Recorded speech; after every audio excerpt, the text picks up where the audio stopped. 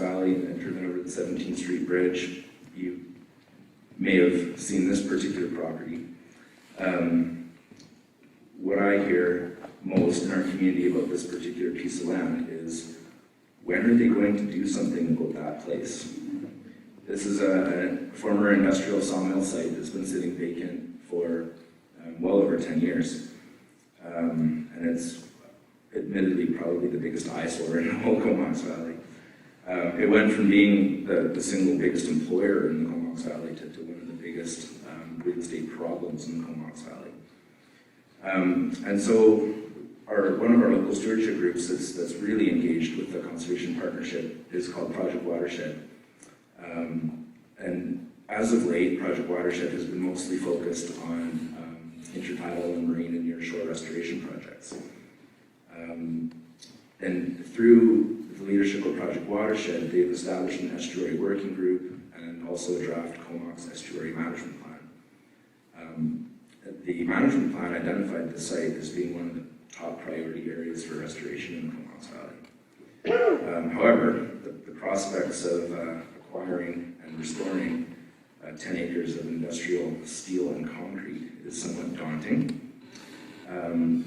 But the only way you're going to get anything done on a project of that scale, again, is through partnerships and relationships. And Project Watershed knew that and is making steps to bring partners together in a positive way to solve this particular problem. Project Watershed's approach was to have a memorandum of understanding in place with the Comox First Nation. So anytime Project Watershed does anything, they first consult with the First Nation and understand their perspective. And that was the case with this project as well. So when Project Watershed went to Comox First Nation and said, hey, what do you think about this crazy idea to purchase and restore this property? Would you support that? The response from Comox was, I think, maybe a little bit stronger than expected. It was essentially that they felt that, yes, absolutely, this property had to be protected and restored, and that KFN had to be the owner of it. And they felt so strongly because this particular area is really sensitive to them from a traditional fisheries perspective, but also it was a cemetery, essentially, traditionally. And so there's a real spiritual connection to this piece of property. So building off the success of the CDCP and its relationships with local governments, Project Watershed was then able to go talk to the city of Courtenay and say, hey, what do you guys think about this idea? Because this property is in the city of Courtenay. And the city was extremely positive as well and decided to come on board as a major partner. So what we've essentially accomplished here is a partnership between a local environmental organization, a First Nations, a local government, and a multinational logging corporation to come together around this project.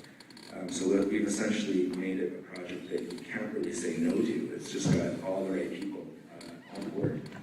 And so as we're in the middle of our fundraising program to acquire the property, we're enjoying a lot of success with that coming from big players and small in the local community.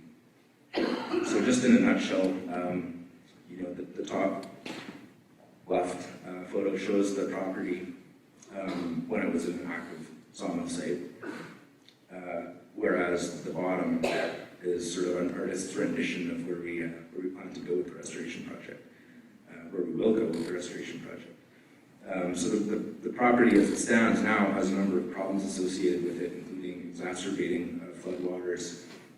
It's a salmon sink, essentially, for populations of fish trying to migrate up and downstream past the property. And there's a risk of incompatible development as it sits on the market for sale.